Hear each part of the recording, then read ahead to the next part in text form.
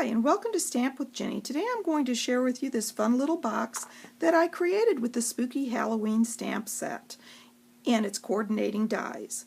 These items, along with the products from the suite, can be found in the online exclusives. So let me set this aside and I'll show you how to get started.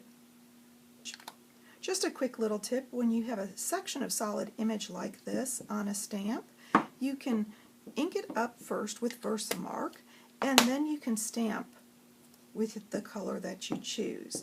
This will give you a nice bold section on that solid image. I'm going to stamp this right in the center of my basic white cardstock because I want to die cut this out, and I'm going to do the same thing with the broom, like so. And then I'm going to bring in the sentiment. And of course, if you have a bold sentiment, you can do the same thing with the Versamark if you would like. I'm going to bring in my strip here and place it on the inside of my punch. The little grooves will help guide you so that it's nice and even.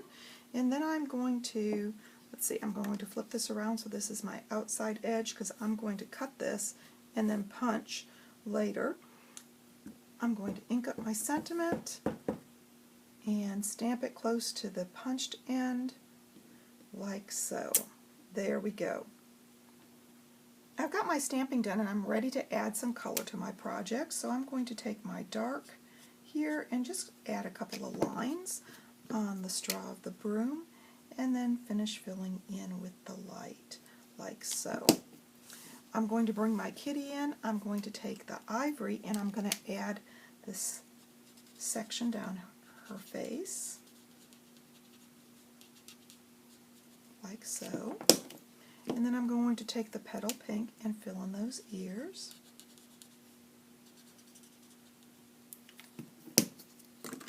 I've got that done, and I'm going to take the Petunia Pop Dark and I'm going to do the top of her dress.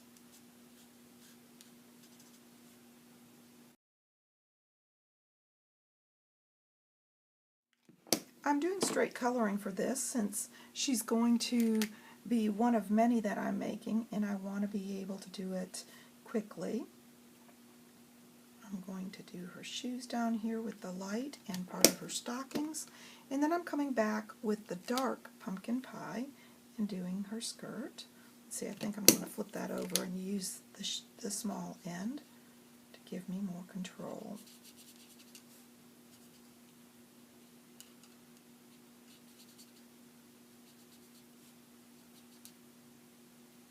While I have the dark pumpkin pie out, I'm also going to do the band on her hat and her bucket. And then last, I'm going to bring in, the black. I'm going to do her nose. And then last but not least, the bronze to do her face, tail, and hands.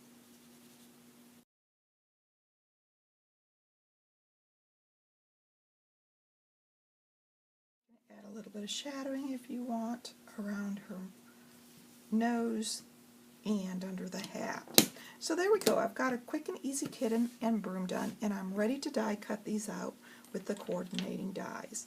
And of course, you can use my masking trick to get it perfect every time. I've got my designer series paper here, and I'm going to start by scoring at the 3-inch mark, the 4-inch mark, the 8-inch mark, and the 9-inch mark. And then I'm going to turn it, and I'm going to score at the 1-inch mark on each side. So that'll be 3.5 on this one. Now that I have that done,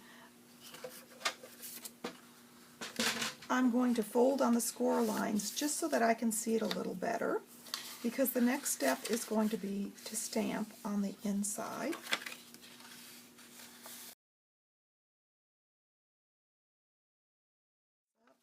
And I hope you can see this center section here. I'm going to flip this over. I want to make sure my houses are orientation-wise correctly. So I'm going to flip that over like so. That's the top of my windows. And I'm going to want to stamp on this inside panel right here. So I'm going to bring my Happy Halloween in, ink it up well with my tuxedo black, and stamp right in the center of that, like so. Once I have that done, I'm ready to start by cutting on my score lines. I'm going to flip this over because I think it's a little easier to see on this side. So I'm going to cut to where they intersect, and then I'm going to take a wedge out. I'm going to do that on each one of these sections here and create those tabs.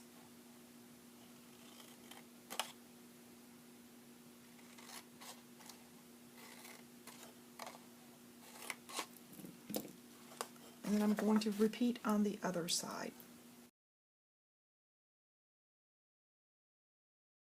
And my box looks like so. Now that I have that done, I'm going to add my tear and tape to my tabs, because I'm going to flip this over because my tabs will go to the inside of my box and I want the adhesive on this side. So I'm going to take my snips real quick and cut a couple of pieces and then apply them.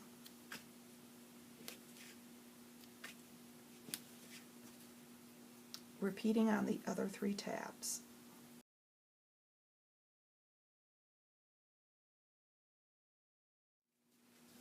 I'm going to burnish those and remove the backing to start building my box.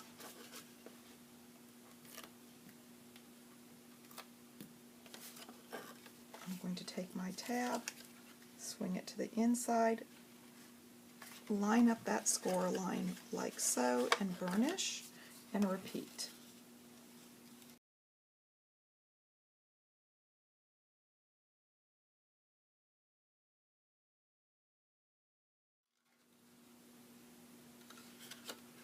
Now I'm touching my adhesive lightly so that if need be I can breathe on the tear and tape and pull it back up and adjust. So after you finish that, you will want to take your bone folder and burnish so you've got a nice tight fit. And I've got this beautiful little box. And we're ready to decorate. Okay, the first thing I'm going to do is lay my sentiment that we stamped earlier and punched the one end on onto my box and decide where I want to trim it. I want to trim it about here because that's where I'm going to put my little image, and I want to be able to punch this other end. So I'm going to remove that, set those to a side, and bring in my paper snip and snip.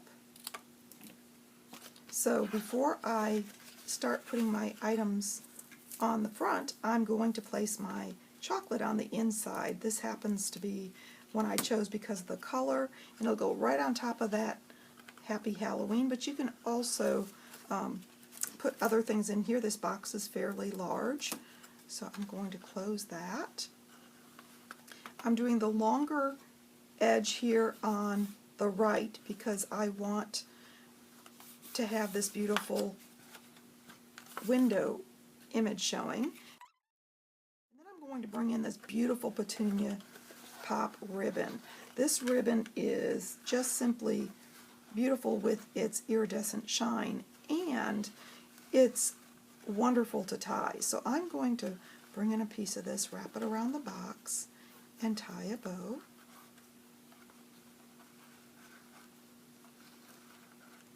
Like so.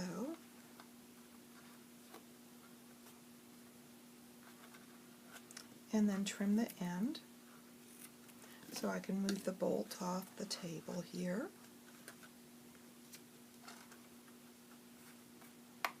I can shorten these up if I want to once I have my treat on, and I can decide, do I want it at the top or the bottom? Let's see, I think I'm going to put it at the top here, like so. And I'm going to take my sentiment and I'm going to pop it up on this end. I'm going to use a mini dimensional because I know I'm going to need that on my cat. Okay, I want to see how long I want my Tricks or Treat strip to be, and I'm going to cut this off so that it's under the kitten.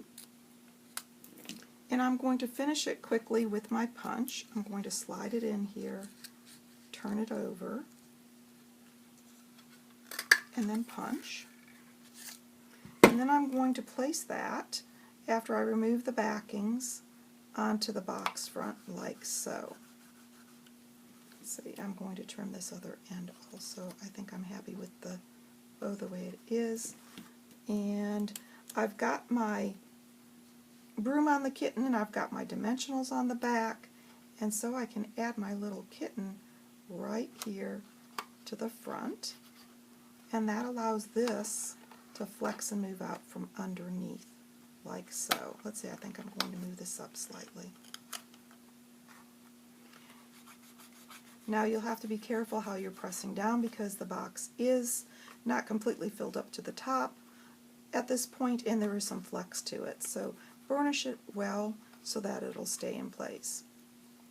There you go. I think I'm happy with that, and it'll be easy to open by pulling the bowl or by simply lifting up the little sentiment and the flap.